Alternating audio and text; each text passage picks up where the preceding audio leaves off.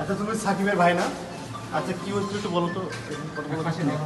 আচ্ছা ভাই একটু এক সাইডে।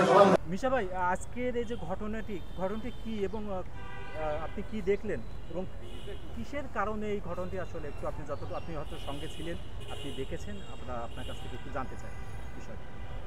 নাম ধরে মানে জুনিয়র সাকিবের পুরুষঙ্গ কেটে ফেলেছে ওর স্ত্রী শিখা। এইটা আসলে এই কথা শুনেই কিন্তু আমার শরীরের লোম দাঁড়ায় গেছে। কারণ হচ্ছে একটা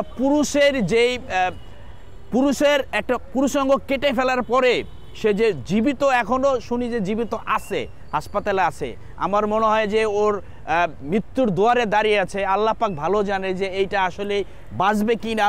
তো এই যে শিখা যে কাজটা করছে, এটা আসলে কার বুদ্ধিতে করছে বা ইচ্ছা করে করছে কিনা, এটা তদন্ত করা উচিত।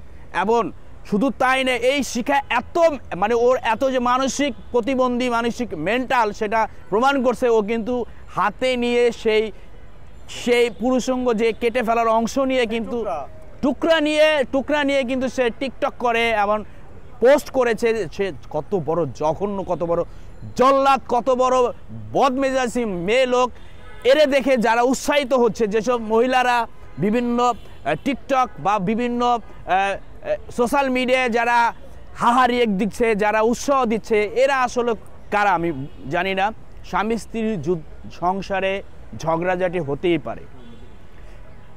আপনি সেখানে ছিলেন, আপনি এখন কোন পর্যায়ে আছে আপনি দেখেছেন এবং তার ফ্যামিলি বা তার সঙ্গে কি আছে বা কখন ঘটনাটি সংঘটিত হয়েছে? এটা হয়েছে আজকে ভোরবেলায়, প্রায় হবে ভোর 6টার দিকে ঘটনাটা ঘটেছে। আমার মনে হয় যে এই জুনিয়র সাকিবকে অচেতন করা হয়েছিল, কোনো মেডিসিন দিয়ে তাকে অচেতন করার পরেই কিন্তু এই ঘটনাটা ঘটেছে। কারণ আমরা জানি একটা ছেলেকে যখন আমরা একটা মানুষকে ঘুমিয়ে থাকলো তাকে চিমটে দিলেও সে সজাগ হয়ে যায়, কিন্তু একটা মানুষের যখন তার গোপন অঙ্গ কেটে ফেলে তখন অনেক ব্যথা অনুভব করে। সেটা করে নাই বা তাকে অচেতন করা হয়েছে, এটা প্ল্যান করা। আমার মনে হয় যে অনেক দিনের প্ল্যান করা, সেই প্ল্যানটা আজকে সাকসেস করেছে আমার মনে হয় শিখা।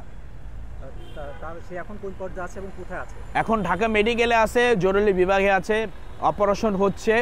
এখন 50-50 ডাক্তার বলেছে, বাঁচতেও পারে বা ইন্তেকালও করতে পারে বা বেঁচে থাকলেও বিকলাঙ্গভাবে বেঁচে থাকবে। আচ্ছা, আপনার সাথে শিক্ষার তো অনেক ভিডিও আমরা দেখেছি, ওই যে জুনিয়র সাকিবের সাথে আপনিও গিয়েছিলেন। তো আসলে ওনার আগে থেকে কি এই ধরনের কোনো পরিকল্পনা ছিল কিনা, বা আপনি বলেছিলেন যে একটা ভিডিও আছে আপনার কাছে?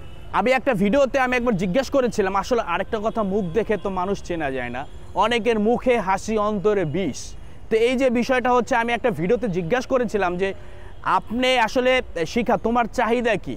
তুমি ওর পিছনে কত টাকা খরচ করছো? 5 লাখ, 10 লাখ, 5 লাখ টাকা দিলে তুমি কি ওকে ছেড়ে দিবা? তো শিখা বলছিল, আমাকে কোটি টাকা দিলেও আমি এই সাকিবের পিছন ছাড়বো না।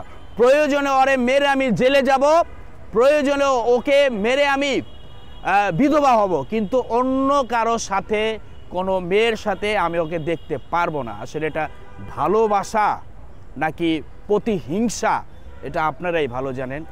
এটা হচ্ছে বিষয়। আমার মনে হয় যে একটু একটু করে আসলে এই ধরনের একটা পদক্ষেপ নেওয়ার আগে কিন্তু অনেক দিনের পরিকল্পনা ছিল, হয়তোবা আজকে সেটা সফল হয়েছে।